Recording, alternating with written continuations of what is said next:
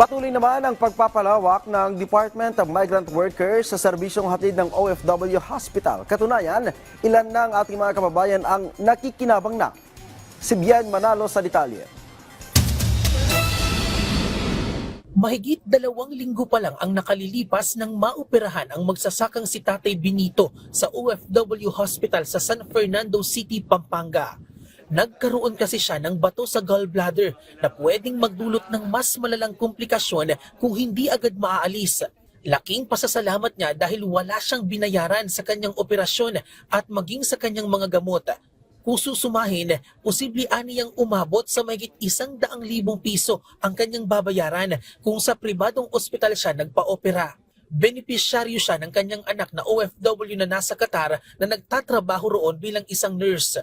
Napakalaking tulong sa mga tao, sa mga benepisyaryo ng OFW. Wala namang binabayaran, libre. Kaya dapat bigyan nilang pasasalamat sa OFW. Alinsunod na rin sa direktiba ni Pangulong Ferdinand R. Marcos Jr. na protektahan ang kapakanan at karapatan ng mga overseas Filipino worker at maging ng kanilang pamilya. Palalawakin pa ng Department of Migrant Workers o DMW ang mga serbisyong hatid ng OFW Hospital. Sa ngayon kasi aabot na sa mahigit 200,000 pasyente ang naserbisyuhan ng ospital.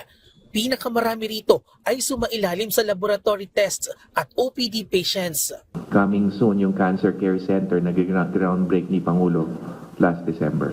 And the continuing effort under the President's leadership na patingkarin yung kombinasyon ng pangkalusugan, programang pangkalusugan para sa OFWs. Ilan sa mga serbisyong hatid ng OFW Hospital ay outpatient consultation, laboratory services, dentistry, pediatrics, surgical procedures, blood station services at marami pang iba. Kasama sa eligibility criteria ang mga OFW, asawa, anak, magulang at kapatid ng OFW at solo parent o guardian ng mga minor de edad na anak ng mga OFW. Currently, we are operating under level 1 status by the Department of Health. Actually, as we speak, we're just waiting for the inspection team to come.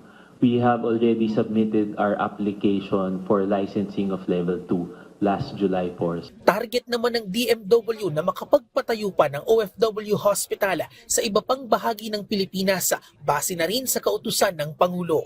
Bien Manalo para sa Pambansang TV sa Bagong Pilipinas.